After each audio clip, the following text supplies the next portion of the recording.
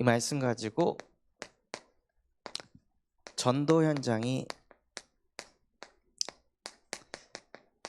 있는 제자라는 제목으로 하나님께 예배하도록 하겠습니다.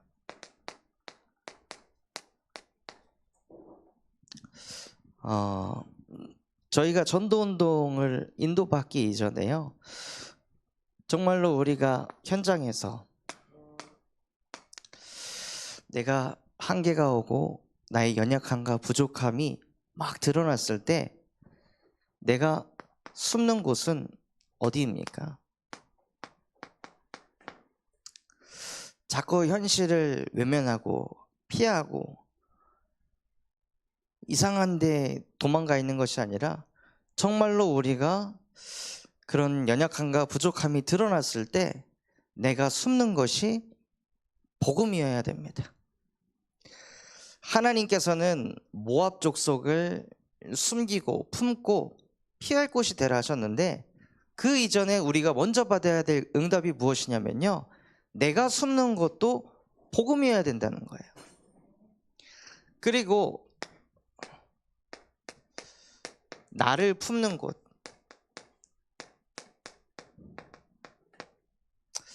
그렇게 연약하고 부족하고 나밖에 모르는 그런 나를 품는 곳이 사람이 아니라 그 또한도 복음이 돼야 됩니다.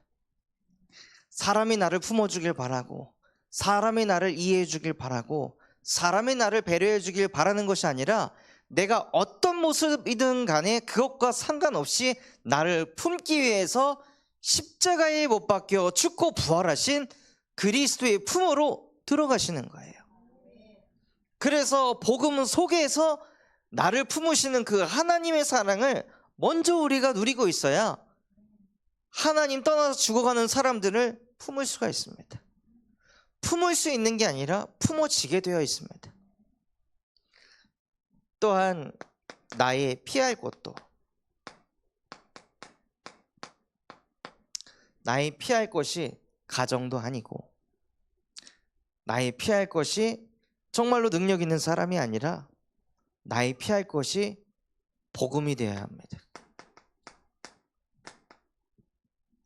그래야 복음입니다.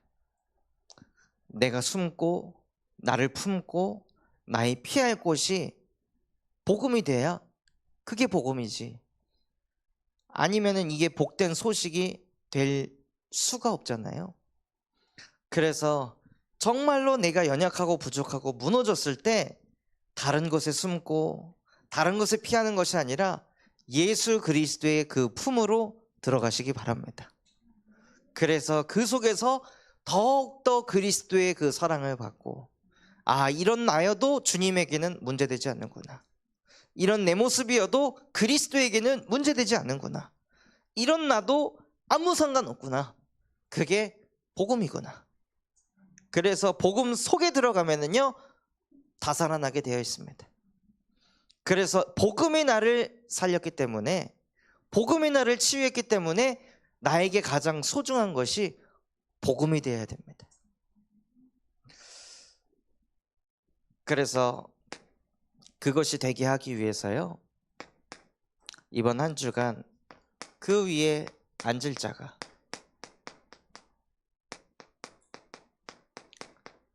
공의를 행하리라.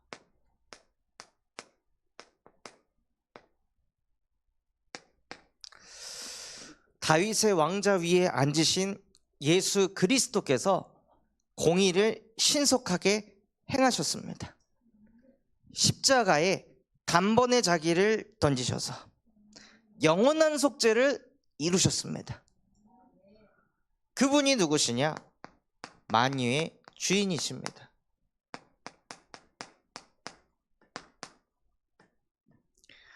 내 인생의 주인도 그리스도이시고, 우리 가정의 주인도 그리스도이시고, 내 경제의 주인도 그리스도이시고, 내 청춘도, 이 교회도, 우리가 가는 모든 전도 현장의 주인도 그리스도 한 분이십니다.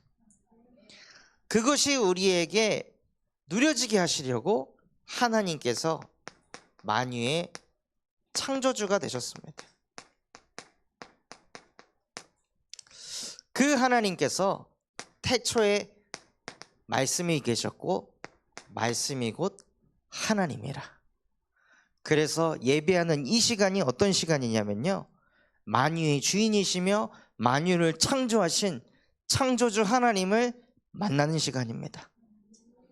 그 하나님을 만나서 하나님의 형상이 회복되는 시간이 바로 지금 예배하는 시간입니다. 이번 주일날 새가족분들이 많이 오셨잖아요. 근데 그분들 중에 한 분이 예배를 드리시는데 새가족 예배 때도 그렇고 주일 일부 예배 때도 그렇고 완전히 몰입이 돼가지고 예배를 드리시더라고요. 성경 구절 쓰는 즉시 바로 성경책 찾아가지고 또 쓰고, 찬양을 할 때도 중심을 담아서 찬양하고. 근데 그 모습을 보면서 하나님께서 제게 주신 메시지는, 너는 언제 저렇게 예배했니? 그런 마음을 주시더라고요. 너 저 정도까지 저렇게 간절하게 예배한 게 언제니? 제가 그분의 사정을 알고 형편을 다 알고 있잖아요. 그래서 그분에게는 방법이 없어요. 오직 복음밖에 없는 거예요. 하나님이 돕지 않으면 안 되는 상황이거든요. 다 막혀 있고 다 안 되는 그런 현실과 상황이 눈에 펼쳐져 있고, 도움 구할 것도 가진 것도 없는 그런 상태.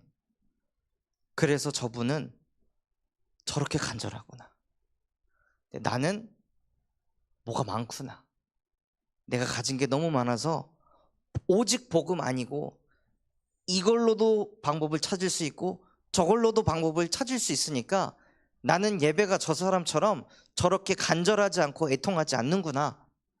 아, 하나님이 예배하는 그 순간에 여기 좌정하셨다면 저분의 예배를 가장 소중히 받지 않았을까? 이런 이제 생각이 들면서 하나님 앞에 제가 회개하게 되더라고요. 그래서 하나님께서 저희 대청부 예배 때 좀 포럼했던 주제가, 왜 하나님은 그 뛰어난 아론을 쓰지 않고 모세를 사용하셨을까? 왜 살인자를 사용하셨을까? 왜 범죄자를 사용하셨을까? 노예 출신도 아닌 아론이라는 제사장을 쓰지 않고 왜 지명 수배자였던 살인자 모세를 시대 살리는 전도자로 하나님이 택하셨을까? 그게 딱 오버랩이 되면서 오직 할 사람을 찾는구나. 하나님은 예배할 사람이 아니라 오직 예배, 오직 복음, 오직 하나님의 말씀 아니면 안 되는 사람을 하나님께서는 선택하시고 그 사람을 사용하시는구나. 그래서 지금 이 시간 예배할 때 하나님, 예배하는 이 시간에 만유를 창조하신 창조주 하나님을 말씀으로부터 만나는 예배가 되게 하여 주시옵소서. 그래서 정말 하나님의 형상이 회복되어져서 하나님의 말씀이 내 영혼 속에, 무의식 잠재의식 속에까지 살아 역사하는 살아있는 예배가 회복되게 하옵소서 하고, 정말로 예배하는 이 시간 우리의 주인이, 우리의 근본이 완전히 재창조되는 예배가 되시길 바랍니다. 그래서 진짜 우리가 받을 응답은요, 하나님이 말씀으로 열심과 노력이 아니라 피땀 흘려서 세상을 창조하신 게 아니라 말씀을 선포한 그 순간에 모든 것이 창조되었습니다.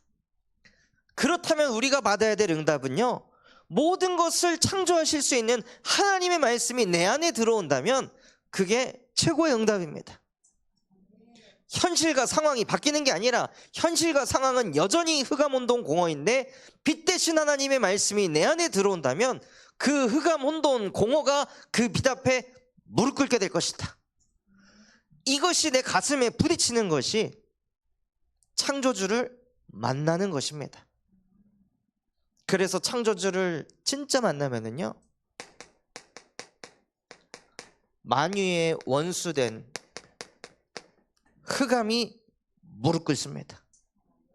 이 만유의 원수는 무엇 하냐면요, 고린도후서 11장 14절. 광명의 천사로 나타나서 우리에게 자꾸 좋은 것을 줍니다. 자꾸 내가 가진 좋은 것만 생각하게 합니다. 내가 얼마나 좋은 사람인지, 내가 얼마나 특별한 사람인지, 이거에만 초점을 두게 만드는 거예요. 그래서 이 광명의 천사가 누구한테 역사했냐면요, 가룟 유다에게 역사했습니다. 유일하게 12제자 중에 갈릴리 출신이 아닌 가룟 유다, 다 어부, 냄새나는 사람들, 못 배운 사람들, 가룟 유다만 유다 지방에서 정통 유대 사상을 배운 엘리트였습니다. 그 똑똑하고 많이 알고 있었던 가룟 유다의 마음속에 늘 뭐가 있었을까요? 나는 너네랑 달라. 나는 이런 사람이야. 너희 갈릴리 출신이잖아. 나는 유다 배경이야. 이게 늘 있었던 거예요. 그러니 이 광명의 천사가 그 틈 속에 역사해가지고 그 교만 속의 역사에서 예수를 팔 생각을 집어넣은 거죠. 나머지 11명의 제자들은 예수 아니면 안 되는 사람이었고, 가룟 유다는 돈 있으면 된다고 생각하는 사람이었습니다. 그 생각 속에 이 광명의 천사가 역사해가지고 그 생각과 마음을 완전히 사로잡아서 복음 앞에 집중하지 못하도록 자꾸 방해하는 거예요. 우리 안에도 끊임없이 광명의 천사가 역사해가지고 뭘 하게 하냐? 문제가 없게 만듭니다. 문제가 없으니 복음에 집중하지 못하게. 문제가 있어야 하나님을 바라보는 것이 아니라 현장이 있기 때문에 하나님을 바라보는 것입니다. 전도 현장이 우리의 마음속에 있기 때문에 더 복음을 바라보는 것입니다. 그런데 이 사단이라는 존재는 문제 있을 때만 주님 찾아가게 만드는 거예요. 그렇게 우리를 다 세팅해 놓고 나중에는 뭘 하게 하냐? 아무 문제 없도록 만드는 거예요. 그러면 하나님께 오직할 이유가 없어지거든요. 자녀가 복음은 안 돼가지고 계속 하나님께 부르짖다가 자녀들이 어느 날 예배도 좀 나오고 그러기 시작하면은요, 갈급함이 사라지기 시작하는 거예요. 우리 가정 복음화되면 거기에 그냥 안주하게 하는 거예요. 그러면서 아무 문제 없게 만들어서 점점 더 영적인 감각이 둔해지도록 광명의 천사가 지금도 우리에게 역사하고 있습니다.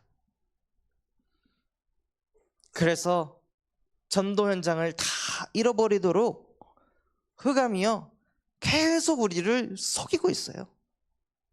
그래서 하나님께서는 만유의 머리 대신 예수 그리스도를 우리에게 보내셨습니다. 광명의 천사의 속임수에 빠져들지 않을 존재가 세상에 없습니다. 그 광명의 천사에게 아담도 넘어졌고, 그 광명의 천사에게 모세도 넘어졌고, 그 광명의 천사에게 아브라함도 무너졌고, 그 광명의 천사에게 다윗도 무너졌고, 그 광명의 천사에게 모든 사람이 다 무너졌습니다. 사울도 광명의 천사에게 사로잡혀가지고 전도자를 핍박하는 인생을 살게 만들었습니다. 이 광명의 천사를 아무도 막지 못하기 때문에 하나님께서,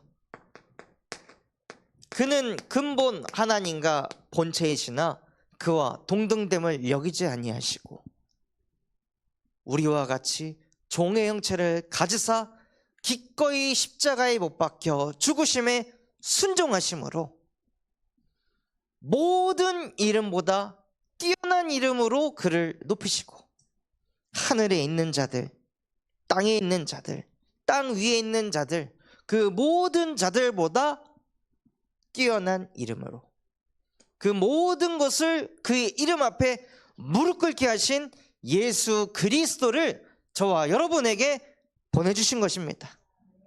그래서 우리가 예수 그리스도 이름을 붙잡을 때 내 안에 역사하는 광명의 천사가 무릎 꿇기 시작합니다. 흑암이 무너지기 시작합니다. 이것을 날마다 체험하시고 누리시는 인생이 되시길 바랍니다. 그래서 예수가 우리에게 그리스도가 될 때 찾아오는 응답이 우리 안에 교회를 세우신다 하셨잖아요. 너는 베드로라, 이 반석 위에 내가 내 교회를 세우리니 음부의 권세가 너를 이기지 못할 것이다.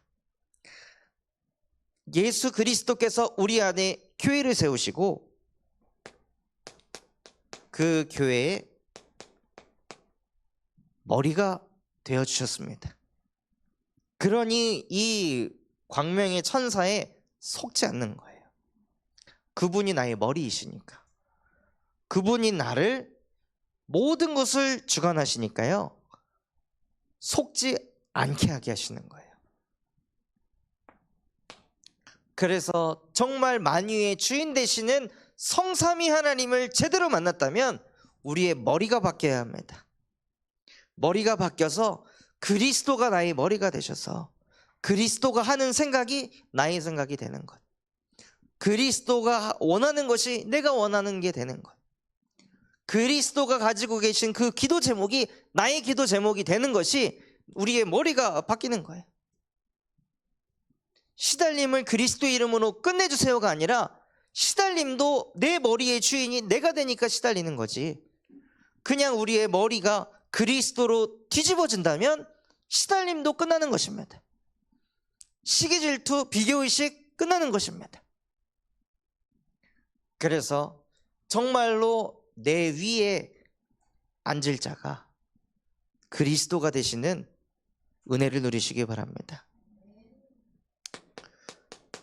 그러면은요, 만유의 문제가 무엇인지 실제 보게 하십니다.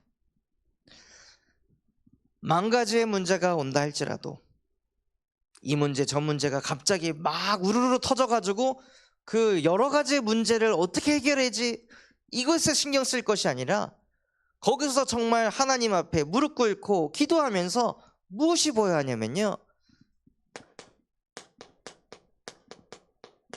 지금 하나님 내 눈앞에는 수십 가지 문제가 있는 것처럼 보이지만 그것은 사단이 속이는 것입니다. 진짜 문제는 한 가지 문제입니다. 무엇입니까? 하나님과 함께가 안 되는 것입니다. 그 수십 가지 문제를 만날지라도 하나님이 지금 나와 함께 하십니다. 이것만 된다면 무너지지 않습니다. 어떤 상황 속에서도 하나님과 함께하고 예수 그리스도의 이름으로 기도할 수 있으면 승리하게 되어 있습니다. 그런데 사람들은 이것 때문에 저것 때문에 이럴 수밖에 없다고 저럴 수밖에 없다고 자꾸 무너질 그 줄기를 붙잡고 끌려갑니다. 광명의 천사한테 속아가지고요, 여러 가지 문제 때문에 내가 이렇게 될 수밖에 없다고 자꾸 무너지는 것을 합리화하고 타당성 있게 만들어서 자기 자신을 무너지도록 만들어냅니다. 그때 우리 눈에 한 가지 문제만 보이면 됩니다. 하나님, 진짜 문제가 무엇입니까? 지금 내가 당한 문제가 홍해바다 앞에 선 문제보다 훨씬 작은데 나는 왜 이것에 흔들리고 있습니까? 지금 내가 가진 문제가 요단강이 안 갈라지는 것보다 더 큰 문제가 아님에도 불구하고 나는 왜 불신앙하고 있습니까? 하나님, 정말로 이 문제가 내가 하나님과 함께가 되지 않는 한 가지 문제로 보여지는 영안을 열어주시옵소서 하고, 나의 문제도 자녀의 문제도 부모의 문제도 전도 현장에서 일어나는 모든 문제도 단 한 가지의 문제로 보이는 그 응답을 누리시기 바랍니다. 그러면요, 한 가지 해답이 나옵니다. 그 하나님 떠난 문제를 해결하기 위해 하나님께서 그리스도를 보내주셨구나. 하나님과 함께가 내가 자꾸 안 되니까, 그래서 안 되는 거 아시고 하나님과 함께가 되시는 그리스도를 내게 보내주셨구나. 그래서 이것을 요한복음 11장 25절에서 27절에 예수께서 이르시되 나는 부활이요 생명이니 나를 믿는 자는 죽어도 살겠고, 그게 너무 은혜가 되더라고요. 죽어도 산다는 거. 죽을 수밖에 없는 지금 현실과 상황인데 이 상황 속에서도 그리스도 붙잡으면 산대요. 그래서 이번에 현장에 가서 폐가 망가져가지고 곧 죽을 것 같아서 출소를 할 수 없는 사람인데 교도소에 있다가는 죽게 생겼으니 나가서 죽어라 해서 출소를 시킨 사람이 있습니다. 폐가 절반이 기능이 마비가 됐어요. 그래서 병원에 입원해 있는데 토를 했는데 묵 같은 게 막 쏟아져 나왔다 그러더라고요. 몸 안에서. 피도 아니고 도토리 묵 같은 게 몸 안에서 쏟아 나온 거예요. 그게 다 폐 안에 있었던 거죠. 근데 그때 이분의 마음속에 하나님이 나를 살려주셨구나, 이 마음이 들어간 거예요. 그래서 그분 만나가지고 이 폐는 의사는 못 고치지만 그리스도는 고치실 수 있습니다. 죽은 나사로를 예수님이 오랫동안 치유한 게 아닙니다. 나사로야 일어나라 하니니 즉시 일어났습니다. 수많은 중풍병자와 안진뱅이와 병든 자들을 제자들이 수천 명씩 데리고 왔는데 그들에게 예수께서 천국 복음을 증거하시니 싹 다 치유됐습니다. 당신이 진짜 부활이요 생명 되신 예수 그리스도를 정말 만난다면 그 그리스도의 능력이 당신의 폐를 치유할 것입니다. 이것을 믿으십니까? 그러면 예수가 그리스도가 될 것입니다. 하고 한 가지 해답을 전달하니까 아멘하고 받아들이시더라고요. 그래서 당신이 그거 치유되면 하나님이 당신에게 한 가지 미션을 줄 것입니다. 나와 같이 병든 사람을 살리는 전도자가 돼야겠다. 질병이라는 거에 사로잡혀가지고 늘 그 질병에 시달리는 그 사람들에게 빛을 비추는 전도자가 돼야겠다. 하나님이 당신의 가슴 속에 그 미션을 주실 겁니다. 그러니 그걸 마음에 딱 담으시더라고요. 그래서 물어봤어요. 기도를 어떻게 하십니까? 새벽 4시에 일어나서 기도한대요. 그러면서 저한테 부탁한 게 시편 51편을 뽑아달라고. 그거를 읽으면서 기도하겠다. 보니까 다윗이 밧세바를 범한 후에 회개하는 기도예요. 그래서 과거에 잘못한 것을 계속 회개하는 것도 중요하지만 진짜 중요한 것은 무엇이냐? 회개보다 힘을 얻으셔야 합니다. 성령의 충만함이 당신에게 필요한 것이지 회개가 중요한 게 아닙니다. 회개를 계속하면 어떻게 되겠습니까? 예수님이 한탄하십니다. 십자가의 보혈의 능력으로 우리의 모든 허물과 죄를 십자가에 못 박고 희게 만드셨는데 자꾸 희어진 거 가지고 다시 붉게 만들어 갖고 죄송합니다, 제가 죄인입니다. 또 잘못한 거 끄집어내 가지고 제가 죄송합니다, 회개합니다. 이걸 계속 해보세요. 예수님께서 당신 보면서 얼마나 답답하실까요? 죽음이 헛되게 되는 것입니다. 죄에 대해는 충분히 회개하시고 무엇 하시냐? 진짜 힘을 얻으셔야 된다. 원래 인간은 하나님의 형상대로 창조돼서 우리가 우리의 모양대로 사람을 만들자, 이 뜻은 성삼위 하나님이 위격이 다르신 분이 함께 하시는 그 속성이 인간에게도 붙어서 인간은 하나님이 아니지만 그 성삼위 하나님과 함께하는 영적 존재로 창조하셨습니다. 그래서 인간은 언제 힘이 나냐? 성삼위 하나님께서 지금 내 생각, 마음, 영혼, 육신 모든 것을 사로잡아 주시옵소서. 나의 영혼을 성삼위 하나님의 영으로 충만하게 하옵소서. 내 안에 자꾸 하나님을 끌어당길 때 그때 힘이 나는 것입니다 하고 기도를 가르쳐 드리고, 다음에 만날 때는 이 기도문 뽑아가지고 드릴 테니까 이거 가지고 자꾸 기도하셔라. 알겠다 하시더라고요.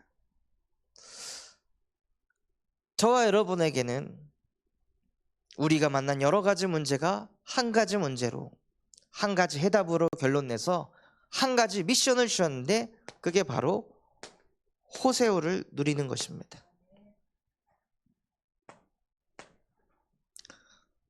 그래서 호남을 복음화하고 세계를 복음화하고 후대를 복음화하는 일 외에 우리에게 가치 있는 것이 없어야 합니다. 살아도 죽어도 하나님, 나는 호세오를 위해서 살겠습니다 하고 결단을 내릴 때 하나님께서 모든 것들을 열어가십니다.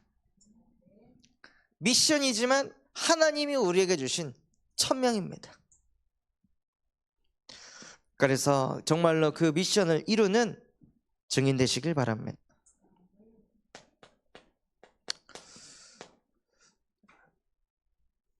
이번 주 강단이 그 위에 앉을 자가 공의를 행하리라 말씀하시면서 저와 여러분에게 어떠한 미션을 주셨냐면요, 모압을 살려라.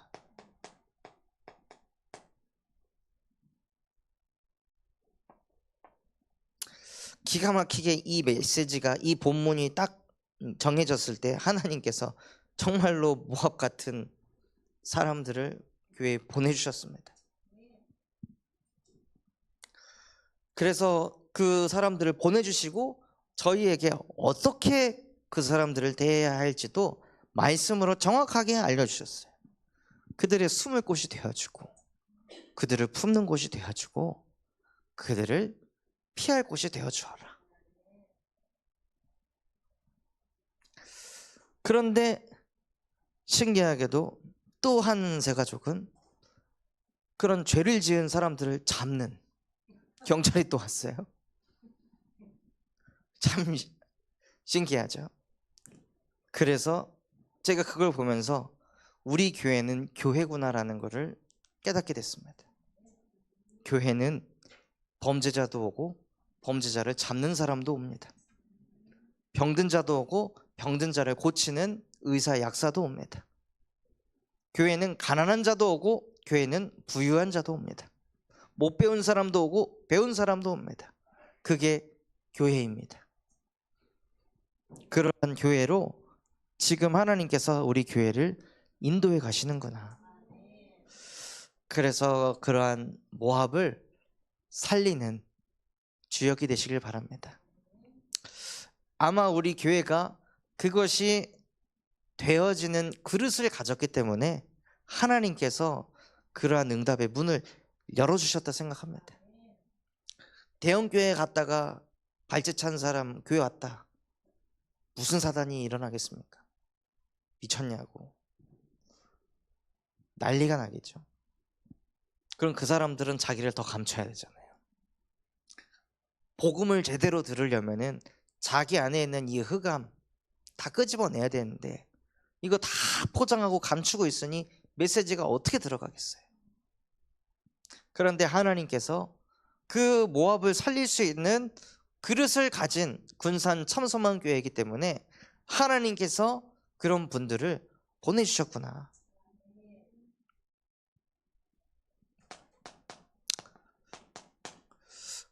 그래서 그분들이 당한 문제가 결국에는 무엇이냐? 교만이 부른 재앙이라는 것입니다. 광명의 천사에 사로잡혀가지고 네가 하나님이 되는 거야, 이 창세기 3장 문제 속에 있다가 재앙을 만나가지고 그 인생 끝까지 가게 된 거예요. 그런데 그들에게는 분명히 오래전부터 하나님께서 경고하셨는데요, 이거를 못 깨달은 거예요. 여러 가지 사인들이 있었을 텐데 그거를 발견하지 못한 거예요. 왜냐? 그 사인이 왔을 때 그 옆에 전도자가 없으니까. 그러니까 과거에 전도 현장을 두고 그렇게 기도하다가 그 사람 만나가지고 복음을 전하는데 반응이 없어요. 그러니까 아니구나 하고 팽개쳐 놓고 쭉 가다가 또 이제 전도에 대한 메시지를 듣고 그 사람이 생각나서 다시 이제 연락을 했더니 그 사이에 이런 재앙을 만나갖고 그 재앙 만났을 때 이상한 사람이 옆에 있어가지고 사이비로 빠져있다는 그 얘기를 들었을 때요, 진짜 전도에 관심이 없구나. 내가 전도 운동이 내게 아니구나. 그거를 또 느끼게 하시더라고요. 복음을 전해서 반응이 없으면 기다려야 되잖아요. 익을 때까지. 그런데 그거를 못 기다리고 그냥 다 내팽개치고 있었거나 그런 것들을 이제 보게 하시더라고요. 그래서 정말 우리의 마음속에 하나님께서 현장을 담게 하셨다면요, 그 현장을 두고 계속 기도하면 반드시 그 현장에 그 사람이 복음이 아니고서는 풀 수 없는 재앙을 만나게 됩니다. 그때 옆에 누가 있느냐? 그때 복음 가진 자가 있느냐? 아니면 그때 마약하는 사람이 있느냐? 그때 사이비에 빠진 사람이 있느냐? 그래서 하나님께서는 저와 여러분에게 전도 현장이 당기기를 원하십니다. 전도 현장 중에 현장이 가정 현장입니다.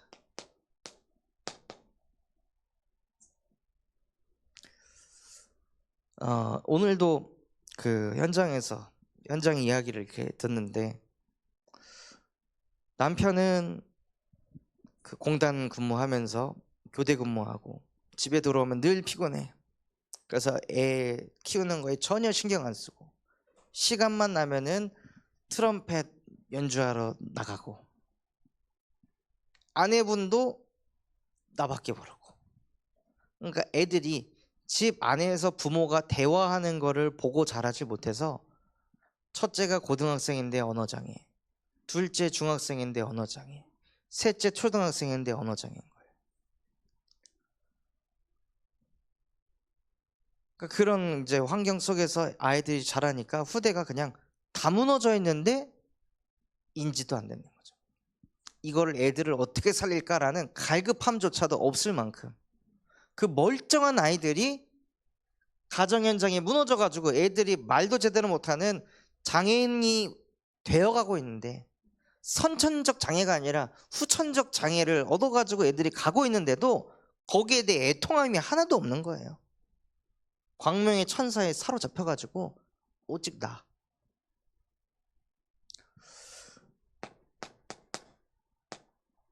왜 그러냐면요, 가문에 되물림이 있기 때문입니다. 그 부모의 문제가 아니라 그 가문에 타고 내려오는 되물림이 있습니다. 제 영적 상태가 안 좋아지면은 저는 무뚝뚝해지고, 저희 사모의 영적 상태가 안 좋아지면 사모는 어마어마한 관심을 바라고, 저는 무뚝뚝해지고 저기는 관심을 바라고, 그 두 개가 만나면은 폭발이 일어나는 거죠. 나 좀 바라봐줘 한데 저는 완전 무뚝뚝하고 냉혈한 인간이 딱 돼버리고, 그러니까 이게 쉽게 갈 수 있는 게 어렵게 가지더라고요. 안 그러고 싶은데 그렇게 되는 거예요.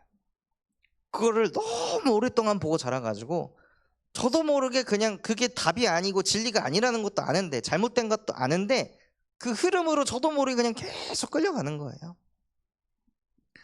그러니까 제 안에 있는 그 가문의 흑암과 배우자에게 있는 그 가문의 흑암이 서로 만나니까 그 흑암이 가정에 요새를 만듭니다. 가정이 더 흑암이 가득해지게 되는 거예요. 나 혼자 흑암도 셌는데 그 둘의 흑암이 서로 연합을 하니 흑암이 얼마나 강해지겠어요? 그러니까 이 부부 문제가 올 수밖에 없는 거예요. 그래서 부부 사이에 문제가 생기면 다 이 창세기 3장 12절처럼 다 쟤 때문이라고, 너 때문이라고, 너 같은 거 만나서 그렇다고, 네가 말을 이렇게 해서 그렇다, 네가 선택을 이렇게 해서 그렇다, 모든 게 다 남의 탓으로. 그래서 부부간의 갈등이 끊임없이 반복되도록 그냥 만드는 거예요. 서로 사랑하려고 부부가 됐는데, 서로 아껴주고 이해해주고 돕는 배필 되려고 부부가 됐는데, 그 흐름이 완전히 깨지고 그 가문의 대물림이 그대로 내려가가지고 똑같이 사는 거예요. 나는 우리 부모님처럼 안 살아야지 아무리 다짐해도 나도 모르게 그냥 그렇게 사는 거예요. 그걸 보고 영적인 문제라고 합니다. 그걸 보고 한 가지 문제, 부모의 문제가 아니라 그 부모 또한도 하나님과 함께하지 못해서 가문에 이런 영적인 문제가 자꾸 대물림 되는구나. 그래서 우리 부부에게 필요한 게 네가 바꿔, 네가 고쳐가 아니라 그리스도가 필요하구나 하고, 부부관계에도 문제가 왔을 때 한 가지 해답, 그리스도의 복음으로 끝을 내야 됩니다. 또 어떤 부분은 네 탓 내 탓도 하지 않고 너무 사이가 좋은 거예요. 그냥 둘이 그냥 한 몸, 한 뜻, 한 마음, 한 방향. 그래서 갈등이 없고 뭐 이런 게 없으니까 그냥 부부 금술이 너무 좋아가지고 복음도 필요 없는 거예요. 자기들끼리 너무 좋으니까. 그게 아나니아 삽비라 같은 그런 문제를 일으키는 거예요. 부부가 하나님의 말씀 붙잡고 인도받아야 되는데, 부부가 한 마음 한 뜻이 돼서 창세기 3장 11장으로 함께 가는 거죠. 그래서 땅을 팔아놓고 그 땅에서 자기들이 얼마만큼 취하고, 그 취한 것을 베드로한테 보고할 때 그 옆에 있는 부인이 알았으나 가만히 있었다고 했습니다.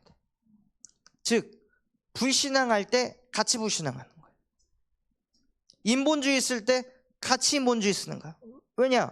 인본주의 쓸 때 나는 복음 붙잡으면 갈등하잖아요. 불신앙할 때 내가 믿음 선택하면 갈등 오게 되잖아요. 그러니까는 싸움을 안 하려고 많은 사람들이 불신앙할 때 맞춰준다고 생각하는 거예요. 인본주의 쓸 때 맞춰준다고 생각하는 거예요. 그게 중요한 게 아니잖아요. 부부 금술이 좋으면 무엇하냐 이거예요. 하나님의 미션에 쓰임받지 못한다면 부부 금술이 좋은 게 오히려 재앙이 됩니다. 그 상황 속에 있으니까 후대 문제가 올 수밖에 없습니다.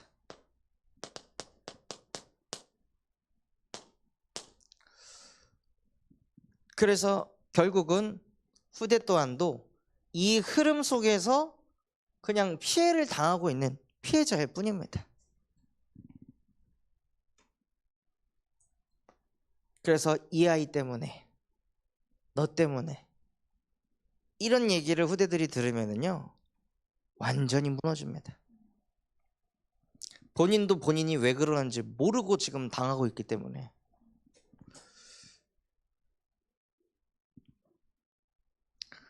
그래서 제가 제 엉덩이랑 이 허벅지 쪽에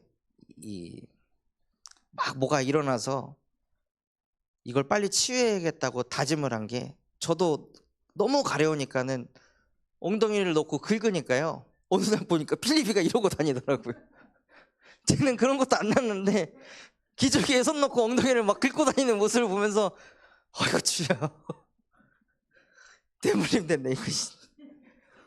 이 흡수 기능 왜 이렇게 하나님이 잘 만드셔가지고 오만때만 거를 다 없애가네. 필리파 손 빼 그랬는데도 계속 내가 바뀌어야겠다, 내가 치유받아야겠다 하고 결단을 내리고 병원 가갖고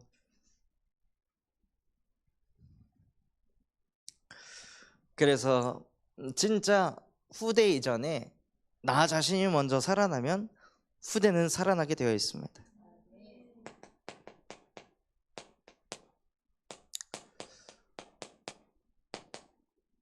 그래서 우리가 가정에게 복음을 증거할 때 이 배경을 알고 전달하는 거예요. 그 사람이 지금 모습만 보는 게 아니라 그 배경을 보면서 복음을 전해야 합니다. 그러면 그 사람에게 복음 전할 때 메시지가 달라지겠죠. 그리고 우리가 하는 전도 현장은 산업 현장이에요. 근데 산업 현장은 뭐 하러 갑니까? 경제 활동을 하러 갑니다. 그래서 그 현장에는 고용인이 있고 고용주가 있습니다. 고용인들은 더 많은 경제를 얻기 위해서 인정을 받으려고 발버둥을 쳐요. 연봉을 올리기 위해서 내 주변 동료들과 경쟁을 하면서 직장 생활을 하고 있단 말이에요. 그러니까 많은 직장인들이 스트레스를 받는 거예요. 계속 시달리는 거예요. 그러니 이 직장인들이 이게 너무 힘들고 시달리니까 제도적으로 월차라는 거를 만들고 휴가를 보내고 그런 걸 통해서 좀 리프레시를 해라. 그런데 그거를 아무리 해도 사람들이 이 스트레스에 못 이겨가지고 무너져가는 사람들이 너무 많다는 거예요. 진짜 문제는 산업 현장에 경제 활동을 하러 가는 것이 아니라 전도 운동을 하러 간다고 머리가 바뀌어야 되는데요. 경제 활동을 하러 가니까 시달리는 거예요. 브리스길라 아굴라 부부가 돈을 벌려고 천막을 한 것이 아니라 이것을 통해 이 기능으로 전도 운동하고 싶다 하고 언약을 잡으니까 하나님이 경제의 문들을 열어가신 거잖아요. 자꾸 그 기능을 가지고 남을 죽이는 데 쓰는 것이 아니라 이걸 가지고 남을 살리고 남을 도우려고 하니까 하나님이 풀어가시는 거예요. 또 고용주들은 무엇을 보냐? 고용주도 경제활동을 하려고 사업을 하기 때문에 매출을 자꾸 보는 거예요. 그리고 무엇을 보냐면 고용인들의 태도를 보는 거죠. 직원들의 태도, 얼마나 성실히 얼마나 열심히 일하나. 지금 매출이 떨어졌는데 얘들이 왜 일하는 게 저렇지? 더 열심히 뛰어야 되는데. 그런 것들이 고용주들에게는 어마어마한 스트레스가 되는 거예요. 고용인은 전체가 안 보이잖아요. 고용주는 전체가 보이는데. 그러니까 지금 전체 흐름이 안 되는 흐름 속에 있으면은 고용주들은 시달리거든요. 근데 그냥 직장인들은 그게 안 보여요. 어차피 월급은 나온다고 생각하고. 그러면은 이제 고용주가 본인도 모르게 예민해지고 민감해져서 직원들을 자꾸 건드릴 수밖에 없는 거예요. 그러니까 이런 스트레스 속에 있으니까 사업하시는 분들이 자꾸 골프 치면서 스트레스를 어떻게든 풀어내려고 하고 여행 다니면서 쇼핑하면서 술 마시면서 어떻게든 스트레스를 풀려고 하는 거예요. 결국에는 고용인보다 고용주가 더 많은 돈을 벌지만 더 많은 스트레스를 받아가지고 그 스트레스 해소하는데 돈을 더 많이 쓰는 거예요. 그러니까 이게 아이러니한 현상이 일어나는 거죠. 그래서 이러한 산업 현장의 흐름을 무엇으로 바꿔야 하냐? 전도 운동으로 바꿔야 합니다.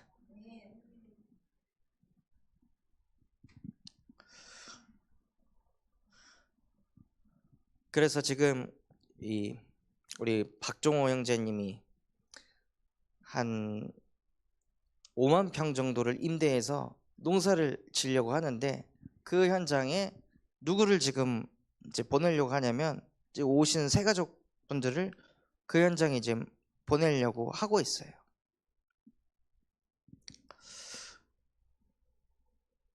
그래서 진짜 그 현장 자체가 전도 운동하는 현장이 되도록 좀 기도를 하고 있습니다.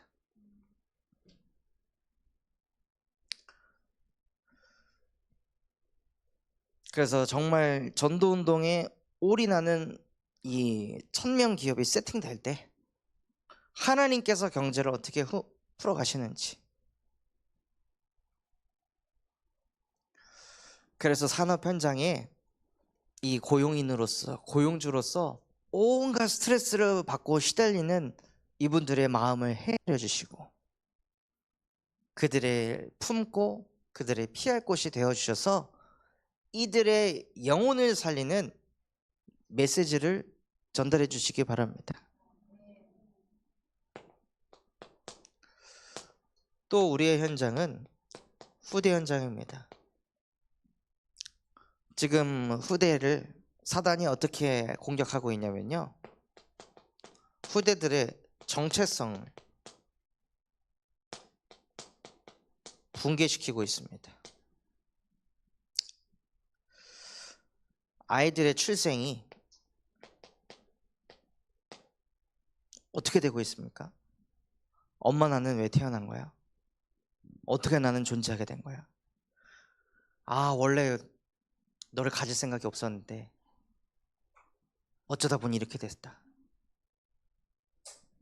이런 얘기들을 애들이 듣고 산단 말이에요. 그럼 애들의 영혼에 뭐가 생길까요? 나는 어쩌다가 태어난 인간이구나. 나는 그냥 실수로 생긴 존재구나. 이런 게 애들한테 들어가는 거예요. 존재에 대한 이유가 성경에는 네가 모태에 있기 전부터, 네가 부모의 뱃속에 있기 전부터, 내가 영원 전부터 내가 지명하여 너를 불렀나니 너는 내 것이다. 이 정체성이 후대에게 들어가기도 전에 말도 안 되는 그 부모의 틀린 생각들을 가지고 애들 속에 그거에 딱 들어가니까요, 애들이 정체성이 무너질 수밖에 없는 거예요. 아, 나는 영세전부터 계획되어 있던 소중한 존재구나. 이게 애들한테 딱 편집이 돼야 되는데 말도 안 되는 그런 쓰레기 같은 메시지들이 후대들 속에 그냥 들어가 있는 거예요. 그리고 하나님께서 남자와 여자를 창조하셨는데 네가 가지고 싶은 성을 택하는 거야 해서 성에 대한 정체성도 완전히 무너뜨려 가지고 애들이 자기가 남자인데도 내가 여자인가 남자인가 말도 안 되는 쓸데없는 고민들을 지금 하면서 자라나고 있는 거예요. 그것을 교과 과정에서도 가르치는 나라가 대한민국입니다. 그러니 자기의 존재에 대한 의미가 사라지고 무의미한 존재가 돼버리는 거예요. 아이들이 정체성을 이렇게 망가뜨려 놓고 뭐 하게 하냐? 중독시키는 거예요. 정체성을 찾는 시간을 갖지도 못하게 SNS라는 것을 만들어 가지고 아이들이 정체성도 이미 망가져 있는데 SNS 보면서 자꾸 친구랑 나랑 비교하고, 나보다 잘난 사람 그 쳐다보면서 나보다 이쁜 외모, 멋있는 몸매 이런 거 가지고 있는 사람들 보면서 자꾸 나 자신을 자학하고 나는 왜 이럴까? 난 왜 이렇게 생겼을까? 이런 생각하면서 무너져가는 후대들이요 너무 많습니다. 과거에는 친구가 해외여행을 갔다 왔는지 안 갔다 왔는지 모르잖아요. 해외여행을 갔다 와도 나는 안 갔으니까 몰라요. 해외여행이 뭔지, 거기서 뭘 먹는지 뭘 봤는지 몰라요. 상상도 안 돼요. 근데 이제는 다 영상으로 찍고 사진으로 찍어가지고 여기다 다 갖다 올리니까 그게 이제 보이잖아요. 나는 저런 거 못 해봤는데, 못 겪어봤는데. 그러니 더 가정에 대해서 원망이 더 많이 쌓이고, 왜 우리 집은 여행 가면은 맨날 여기 대천 해수욕장이나 가고, 저 집은 막 뭐 하와이를 가고 어떤 베트남을 가고, 왜 우리는 맨날 저기 서해바다야? 저도 그래서 서해바다 교회 수련회 갔다가 그 조개에 발이 비어가지고 다시는 난 서해바다 안 간다고. 그 후로 이제 교회 수련회도 안 가고 그냥 살점이 나가가지고 한 30분 동안 피가 막 계속 나니까 막 현기증 오고, 그게 저에게 이제 트라우마가 돼가지고 지금도 이제 서해 바다에서 맨발로 걷는 거는 무섭더라고요. 그럴 정도로 후대들을요 완전히 중독시켜가지고 비교 의식에 사로잡았고,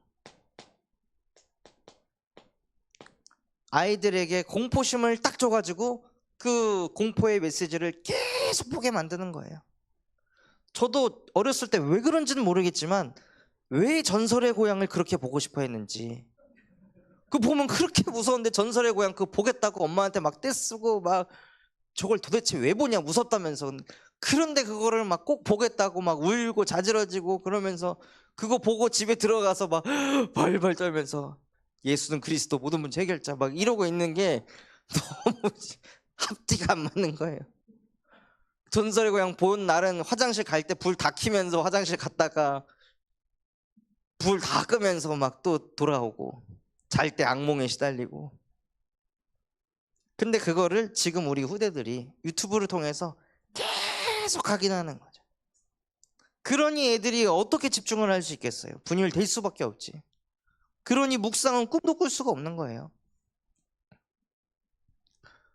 그래서 그런 미디어를 통해 아이들이 어렸을 때부터 음란에 노출이 되고, 어렸을 때부터 도박에 노출이 돼서 청소년 때부터 빚이 몇백, 몇천이 있도록 되는 청소년들이 우후죽순처럼 늘어나고 있는 거예요. 그러니까 이거 갚으려고 애들이 또 뭘 하냐, 마약에까지 손을 대는 흐름으로 지금 가고 있습니다.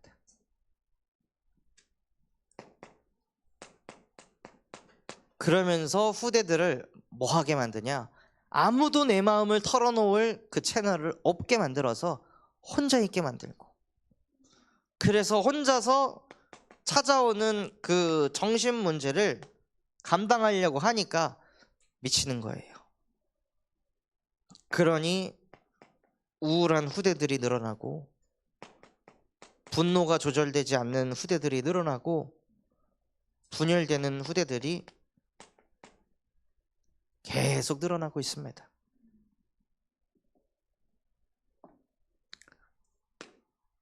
그래서 이제 핸드폰만 보는 것도 다 그러니까 문제라고 여기지도 않는 상태가 된 거예요.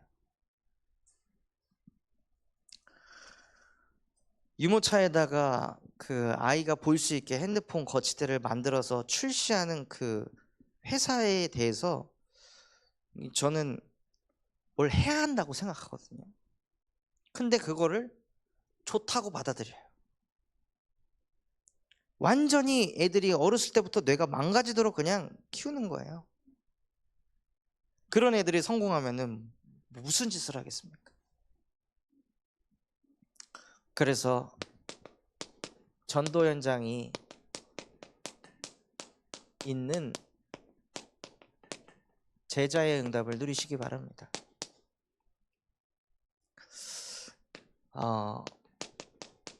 빌립이 사마리아 성에 가기 이전에 예수님께서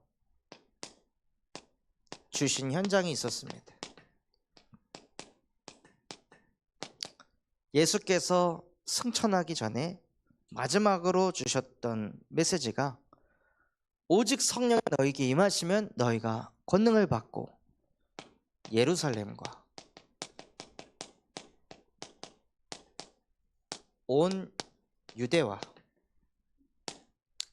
여기가 어디입니까? 내가 있는 곳입니다. 내가 있는 곳에서 전도운동을 하라는 거예요. 어디 가서 전도운동 하는 것이 아니라 내가 있는 그곳에서 전도운동을 맛봐라. 그리고 나서 어디로 가라 하셨냐면요, 사마리아와. 그래서 사마리아가 어디냐? 사마리아는 아무도 가지 않는 노바디 현장이었습니다. 그리고 이 사마리아를 넘어서 땅끝까지 이 복음을 전파해라 해서 사마리아를 지나면 갈릴리가 나오고요. 갈릴리를 지나가면은 안디옥이 나옵니다. 그래서 사도 바울이 땅끝까지 가기 위해서 안디옥으로, 고린도로, 데살리가냐 계속 가서 로마까지 간 거예요. 즉 땅끝이 237가 5천 종족까지.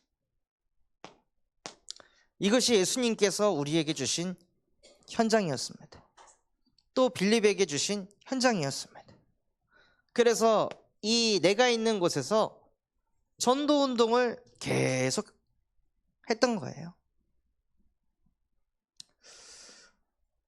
그러다 사마리아를 가게 됐는데요. 이 사마리아 현장은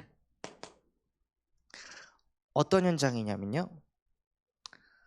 사마리아는 그 북이스라엘이 있었던 곳입니다.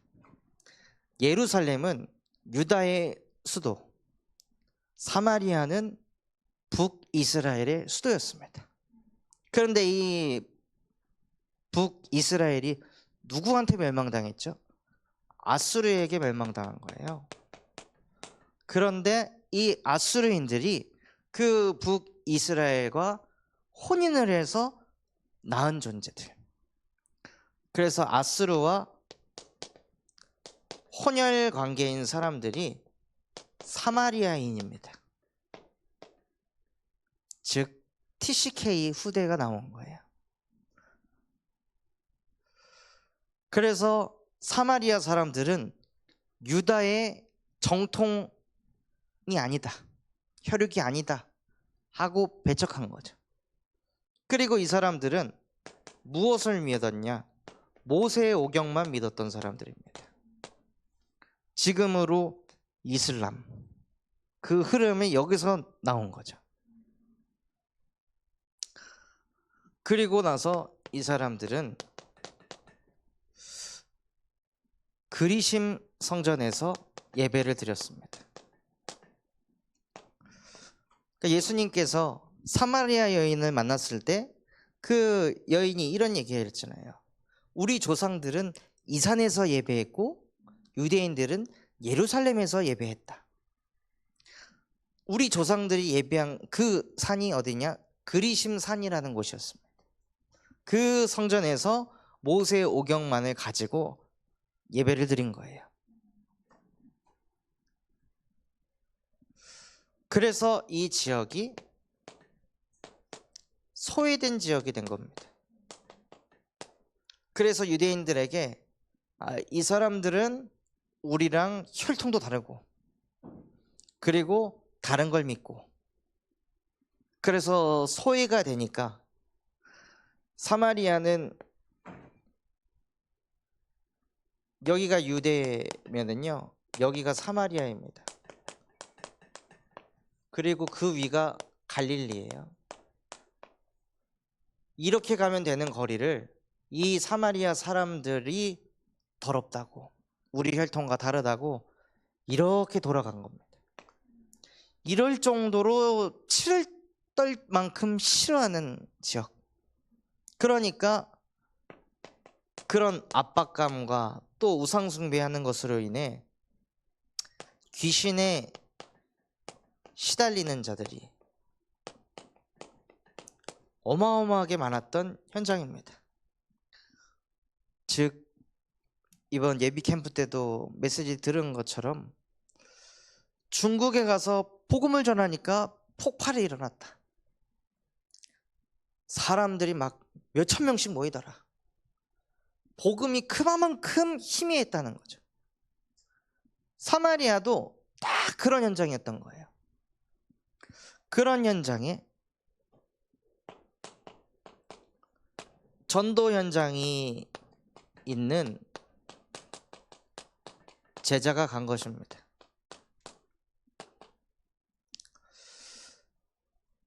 (6절에) 그 한 사람,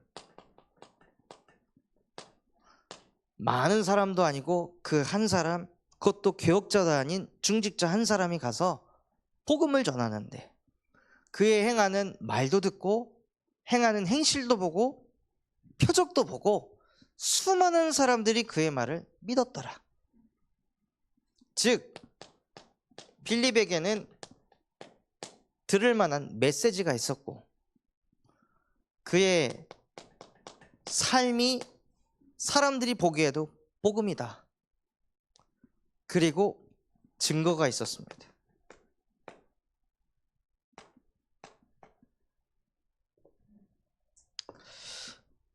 그래서 다른 응답이 아니라 하나님, 정말로 전도 현장이 내 가슴에 담겨 있는 빌립과 같은 그 한 사람이 내가 되게 하옵소서. 그래서 믿음이 어디서 생기냐면요, 현장에서 나는 그리스도만 전했는데 가정 문제가 끝이 나고 경제 문제가 끝이 나고 질병이 치유되고 귀신 들린 자가 떠나가고 중독된 후대가 살아나는 것을 자꾸 보게 될 때 그때 더욱더 우리의 마음속에 오직 예수구나, 이게 되는 겁니다. 가만히 앉아서 묵상하면서 오직 예수로 들어가는 것이 아니라요, 하나님이 내게 주신 전도 현장에서 그리스도의 복음만을 전했는데 하나님이 살아나게 하는 것을 볼 때 믿음과 확신이 생기는 거예요.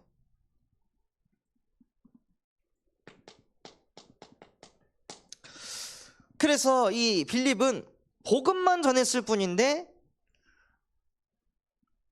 7절에 많은 사람에게 붙었던 더러운 귀신들이 크게 소리 지르며 나가고 또 많은 중풍병자와 못 걷는 사람이 나으니 하고 치유의 역사가 일어납니다. 지금 이게 노바디 현장에 가면은 일어난다는 거예요. 저희 교회는 이 현장이 교도소 현장입니다. 아무도 가지 않아서 사마리아가 돼버린 곳. 그러니 복음만 전하면은 자꾸 치유가 일어나고 사람이 계속 붙는 거예요.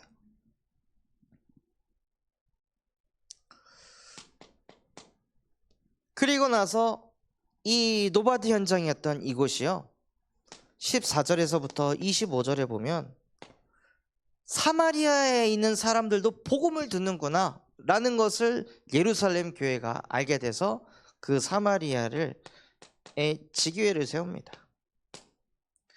베드로와 요한이 와서 교회를 세우고, 그리고 그곳에서 멈추는 것이 아니라 사마리아 여러 마을을 돌아다니며 또 순회 캠프를 하는 거예요.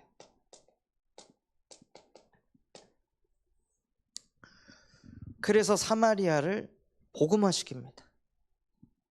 그래서 정말 이 군산 땅에도 하나님께서 그 한 사람을 통해서 그 현장에 복음이 증거되게 하시고 그것을 통해 치유의 역사가 일어나 지교회가 세워지고 그 지역을 순회하며 캠프할 때 하나님께서 26만 명의 군산 시민들에게 이 천국 복음을 다 증거하게 하실 줄 믿습니다. 그래서 결론으로 하나님, 정말로 내 안에 전도 현장이 회복되게 하옵소서. 그래서 현장 속에서 더욱더 예수가 그리스도이심을 확인하게 하옵소서 하고, 정말로 전도 현장에 있는 제자의 응답 누리시기를 예수 그리스도 이름으로 축원합니다.